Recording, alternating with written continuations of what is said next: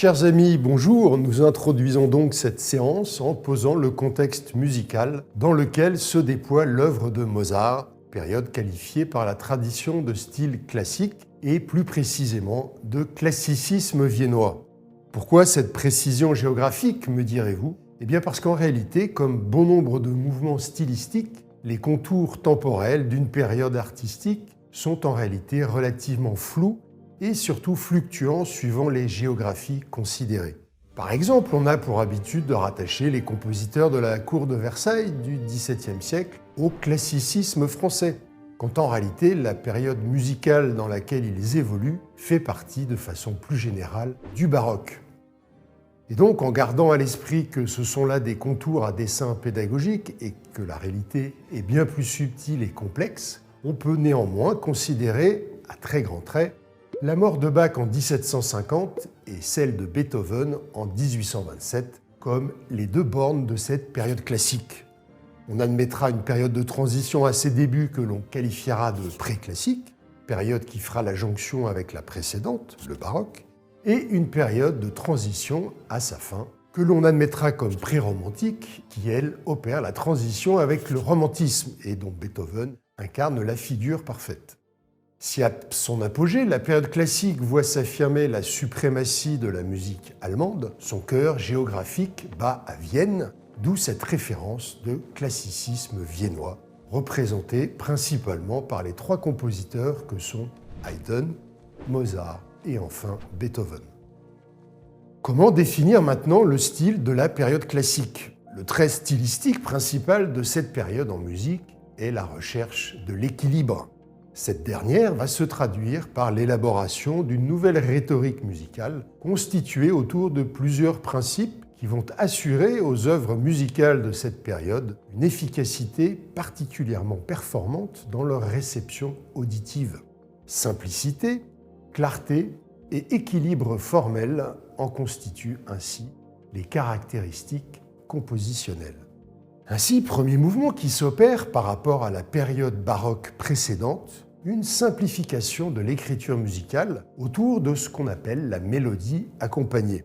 Il faut comprendre la réalité de cette dernière telle qu'elle s'énonce, une mélodie principale soutenue et accompagnée par une basse harmonique, c'est-à-dire une succession et enchaînement d'accords qui confèrent à la phrase musicale l'équivalent de la logique d'une phrase du langage parlé, avec ses différents moments et intonations respectives, un début, un milieu et une fin conclusive.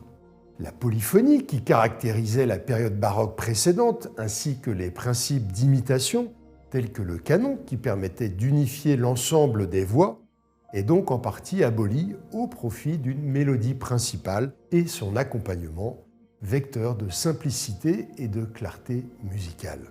Deuxième mouvement qui s'affirme et se généralise à cette période, une structuration des phrases musicales autour de carrures symétriques. Une carrure en musique renvoie au nombre de mesures que compte une mélodie. En période classique, une phrase musicale a ainsi tendance à se structurer autour de deux périodes égales et symétriques. La première période, que l'on appelle antécédent, ouvre musicalement sur une suite ou réponse, et la seconde, appelée conséquent, répond à la première en concluant définitivement la phrase musicale dans sa fin. C'est ce que vous pouvez entendre, par exemple, en musique de fond, dans le premier mouvement de cette célèbre sonate de Mozart en la mineur, Köchel 310.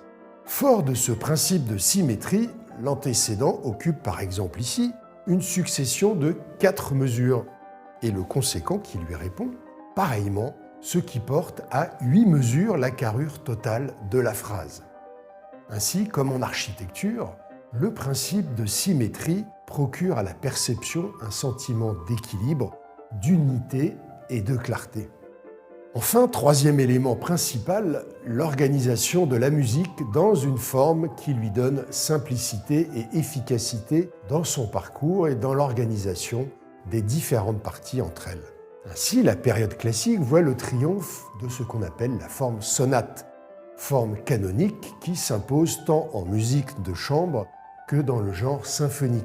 Son principe est simple et peut s'exprimer ainsi. Une forme tripartite, donc composée de 3 parties principales, et bithématique, c'est-à-dire comprenant deux thèmes principaux. La première des trois parties, appelée exposition, présente les deux thèmes dans deux tonalités différentes, une tonalité étant la gamme dans laquelle est jouée la musique. Cette différence de tonalité respective entre les deux thèmes, plus leur différence de caractère, crée ainsi une forme d'opposition entre les deux thèmes exposés. La seconde période des trois parties, appelée développement, reprend les éléments thématiques de l'exposition pour les faire voyager alors dans d'autres tonalités. Elles accentuent ainsi la tension initiale de la première période par l'éloignement des différentes tonalités par rapport à la tonalité initiale de l'exposition. Enfin, la troisième période, appelée réexposition, présente à nouveau les deux thèmes principaux, mais cette fois-ci dans la même tonalité, créant alors chez l'auditeur un sentiment de résolution par la tonalité désormais commune des deux thèmes réexposés, un peu comme si maintenant deux personnages s'accordaient et s'exprimaient dans la même langue, alors qu'initialement ils parlaient chacun leur langage respectif. Ironie de l'histoire, ce sont notamment les fils de Bach, Carl Philipp Emanuel et son cadet Johann Christian, qui accompagneront ces différents mouvements dans la période préclassique pour aboutir au style galant qui constituera le cadre musical du tout jeune Mozart. Tous ces éléments participent donc d'une simplicité musicale qui concourt à l'universalité de sa réception et s'accompagne ainsi d'un élargissement du public traduit par la création de nouvelles grandes salles de concert. C'est ainsi que du quatuor à cordes jusqu'à son équivalent symétrique orchestral qu'est la symphonie, la musique instrumentale affirme à la période classique son triomphe. Les orchestres symphoniques s'imposent dans les capitales et grandes villes européennes, autant de lieux que le jeune Mozart s'empressera de côtoyer pour y trouver son inspiration et s'y faire reconnaître. L'ensemble de notre parcours étant concentré sur les œuvres religieuses de Mozart, nous aborderons dans la prochaine vidéo la pratique de la musique religieuse telle qu'elle est encouragée par les autorités ecclésiales et princières à l'époque de Mozart.